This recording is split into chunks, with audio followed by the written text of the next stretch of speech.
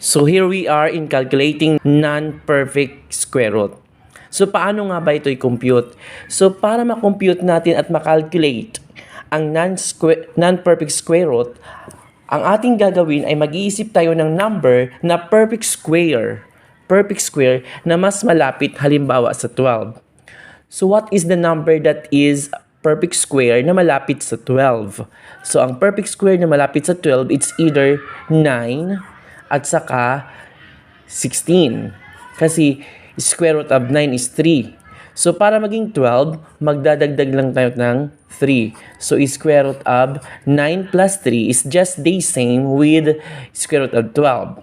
So ang mangyayari dito, square root of 9 is 3 plus, since ang ating operation yun is plus, tapos lagyan ng 3, i-double natin yung 3 dito, i-double natin, magiging 6.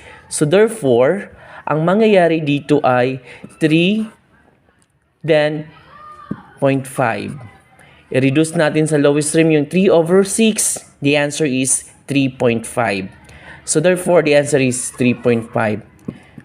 Approximate of 3.5, no? Then, it is the same if we're going to use 16. Square root of 16 para maging 12, that is minus 4.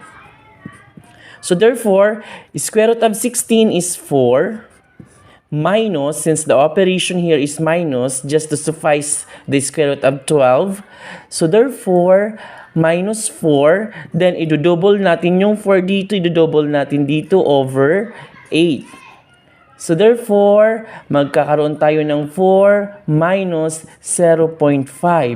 Kasi 1/2 is in decimal 0.5. So ang sagot is 3.5. It's just the same. So kahit ano na ang mas mataas na perfect square o mas mababa na perfect square, as long as the number is the same na magiging 12. Gaya ng 9 plus 3 naging 12, 16 minus 4 naging 12. Okay, dito naman tayo sa another example, the square root of 10. So ganun din. So, mag-isip na tayo ng mas malapit, ano? Ang mas malapit sa 10 is 9. So, that is square root of 9 plus 1.